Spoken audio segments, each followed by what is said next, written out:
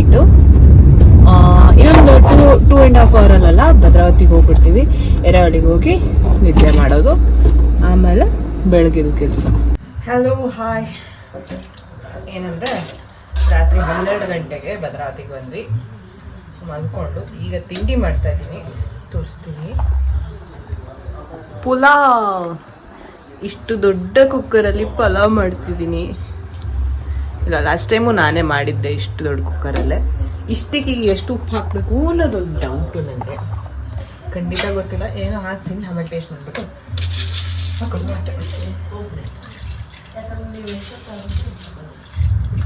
ಹಾಕಿದ್ದೀನಿ. ಗೊತ್ತಿಲ್ಲ, ಕುಕ್ಕರಲ್ಲಿ ಟೇಸ್ಟ್ ನೋಡಿದ್ರೆ ಗೊತ್ತಾಗ್ತದೆ. ಫ್ರೆಂಡ್ಸ್, ಪಲಾವ್ ರೆಡಿ ಆಗಿದೆ. ಹೆಂಗೆ ಬಂದಿದೆ ಟೇಸ್ಟು ಅನ್ನೋದನ್ನ ನೋಡೋಣ. ಪುಲಾವ್ ಪುಲಾವ್ ಪುಲಾವ್ ಪುಲಾವ್.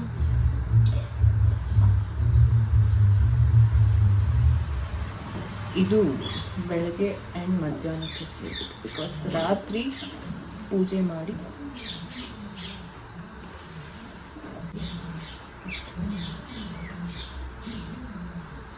ಕಂಡಂಗೆ ಖಾರ ಜಾಸ್ತಿ ಆಗಿದೆ, ಉಪ್ಪು ಕಮ್ಮಿ ಆಗಿದೆ ಆ್ಯಸ್ ಯೂಶುವಲ್.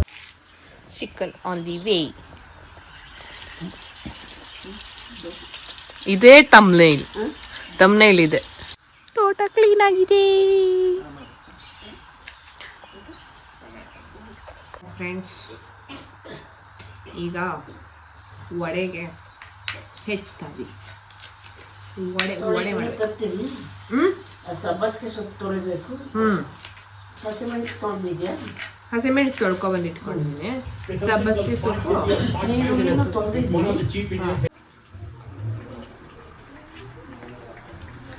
ಮದುವೆ ಆದ್ಮೇಲೆ ಏನೇನೆಲ್ಲ ಕಲಿಬೇಕಾಗುತ್ತೆ ನೋಡಿ.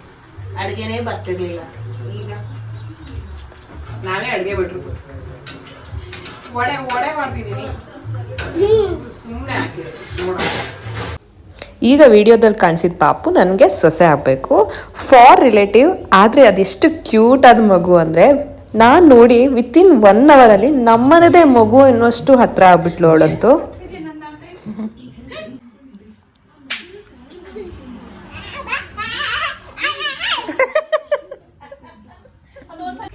ಕಣಮ್ಮ, ದುಡ್ಡು ಬರುತ್ತೆ ಅಂದಾಗೆ. ಸ್ಪೆಷಲ್ ಏನೆಂದರೆ, ನನ್ನ ಅತ್ತೆ ಮಾವನ ಮನೆಗೆ, ಅಂದರೆ ನನ್ನ ಗಂಡನ ಮನೆಗೆ ನನ್ನ ಅಪ್ಪ ಅಮ್ಮ ಬಂದಿದ್ರು.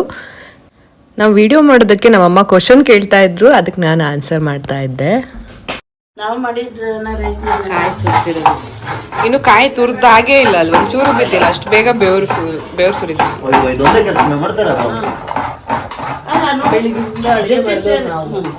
ಒಂಚೂರು ಕಾಯಿ ತುರ್ದು ಕೊಡ್ತಿರೋದಕ್ಕೆ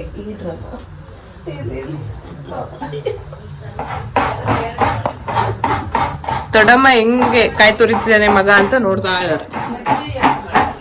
ಇನ್ನೊಂದ್ ಕಡೆ ಇಲ್ಲಿನ ಕಜ್ಜಾಯ ಅಂದ್ರೆ ಬೇರೆ ಕಣಮ್ಮ. ಮುದ್ದೆ ಬ್ಲಾಕ್ ಲಾಡು. ಅತ್ತೆ ಅಕ್ಕ ಹಾಗೆ ನಾನು ಸೇರ್ಕೊಂಡು ತುಂಬಾನೇ ಅಡುಗೆ ಮಾಡಿದ್ವಿ. ಆದರೆ ಇಲ್ಲಿ ಎಲ್ಲದನ್ನೂ ರೆಕಾರ್ಡ್ ಮಾಡ್ಲಿಕ್ಕೆ ಆಗಲಿಲ್ಲ. ಹಬ್ಬ ಅಂದರೆ ಹಾಗೆ ಅಲ್ವಾ, ಮನೆಗೆ ನೆಂಟರು ಬಂದಿರ್ತಾರೆ, ತುಂಬ ಕೆಲಸಗಳಿರುತ್ತೆ. ಸೊ ರೆಕಾರ್ಡ್ ಮಾಡ್ಲಿಕ್ಕೆ ಏನೂ ಪುರ್ಸೋದು ಸಿಗಲಿಲ್ಲ ನನಗೆ. ಈ ಮಹಾಲಯ ಅಮಾವಾಸ್ಯೆನ ಒಬ್ರೊಬ್ರು ಒಂದೊಂದು ರೀತಿಯಲ್ಲಿ ಮಾಡ್ತಾರೆ. ಕೆಲವೊಂದು ಕಡೆ ಕೆಲವೊಂದು ವಸ್ತುಗಳನ್ನು ಇಡ್ತಾರೆ. ಸೊ ನಮ್ಮದು ಭದ್ರಾವತಿಯಲ್ಲಿ ನಮ್ಮ ಅತ್ತೆ ಮನೆಯಲ್ಲಿ ಮೊದಲಿಂದ ಏನು ನಡ್ಸ್ಕೊಂಡು ಬಂದಿದ್ರು ಅದನ್ನೇ ನಾವು ನಡ್ಸ್ಕೊಂಡು ಹೋಗ್ತಾ ಇದ್ದೀವಿ. ವರ್ಷ ತುಂಬ ಜನ ಇರ್ತಿದ್ರು, ಆದರೆ ಈ ವರ್ಷ ಒಂದು ಸ್ವಲ್ಪ ಜನ ಕಡಿಮೆ ಇದ್ರು. ಊಟಕ್ಕೆ ಆಮೇಲೆ ಊರವರೆಲ್ಲ ಸೇರಿ ಬಂದರು. ಸೊ ಅರೌಂಡ್ ಒಂದು 40 ಜನಕ್ಕೆ ಊಟ ಆಯಿತು.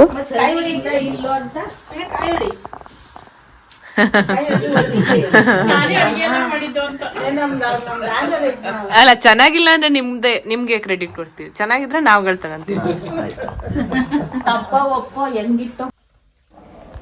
ನನಗೆ ನಿಜವಾಗ್ಲೂ ಮಹಾಲಯ ಅಮಾವಾಸ್ಯೆ ಅನ್ನೋದು ಹೊಸ್ತು. ಯಾಕೆಂದರೆ ನಾವು ಮೊದಲಿಂದ ಅನುಸರಿಸ್ಕೊಂಡು ಬಂದಿದ್ದು ಕುಂದಾಪುರ ಶೈಲಿಯ ಜೀವನವನ್ನು. ನನ್ನ ಅಮ್ಮನ ಮನೆಯಲ್ಲಿ ಈ ಮಹಾಲಯ ಅಮಾವಾಸ್ಯೆ ಅನ್ನೋದನ್ನು ನಾವು ಮಾಡೋದಿಲ್ಲ. ಅಲ್ಲಿ ದೇಹದ ಭಾಗ ಅಂತ ಹೇಳ್ಬಿಟ್ಟು ವರ್ಷಕ್ಕೆ ಒಮ್ಮೆ ಹಿರಿಯರಿಗೆ ಊಟ ಹಾಕುವಂಥದ್ದು ಪದ್ಧತಿ ಇರುತ್ತೆ. ಆದರೆ ಇತ್ತೀಚೆಗೆ, ಅಂದರೆ ನನ್ನ ಅಪ್ಪನ ಫ್ಯಾಮಿಲಿಯಲ್ಲಿ ಇತ್ತೀಚೆಗೆ ಈ ಅಭ್ಯಾಸ ಮಾಡ್ಕೊಂಡಿದ್ದಾರೆ. ಕಳೆದ ಒಂದು 3-4 ವರ್ಷದಿಂದ ಅಪ್ಪನ ಮನೆಯಲ್ಲೂ ಕೂಡ ಇದನ್ನ ಹಾಕ್ತಾ ಇದ್ದಾರೆ. ಹಾಗೆ ನನಗೆ ಹೊಸದು ಅಂದರೆ, ನಾನು ಅತ್ತೆ ಮನೆಗೆ ಬಂದು ಇದು 3ನೇ ಮಹಾಲಯ ಅಮಾವಾಸ್ಯೆ ನನಗೆ. ಸೊ ಈ 3 ವರ್ಷದಲ್ಲಿ ತಕ್ಕ ಮಟ್ಟಿಗೆ ಏನೇನು ಮಾಡಬೇಕು ಅನ್ನೋದನ್ನು ಕಲ್ತ್ಕೊಂಡಿದ್ದೀನಿ.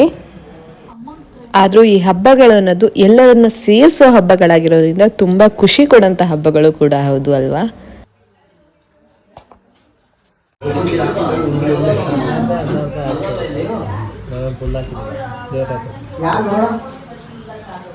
Sana hi, Sana full famous.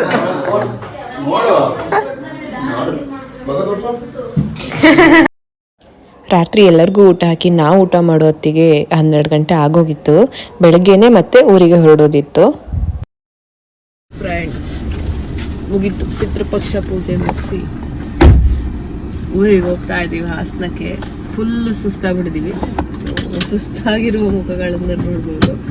ನೆಟ್ಟಾಗಿ ಲಾಗು ಮಾಡೋಕ್ಕಾಗಿಲ್ಲ ಬಿಕಾಸ್ ಫುಲ್ ಕೆಲಸ ಕೆಲಸ ಕೆಲಸ ಕೆಲಸ. ಅದಕ್ಕೆ ವ್ಲಾಗು ನೆಟ್ ಮಾಡ್ಲಿಕ್ಕಾಗಲಿಲ್ಲ ವಿಡಿಯೋಗಳನ್ನ. ಈಗ ಹೋಗ್ತಾ ಇದ್ದೀವಿ ಹಾಸನಕ್ಕೆ. So ending this vlog here. Next time ಮತ್ತೊಂದು ವ್ಲಾಗಲ್ಲಿ ಸಿಗೋಣ. ಅಲ್ಲಿವರೆಗೂ ಬಾಯ್.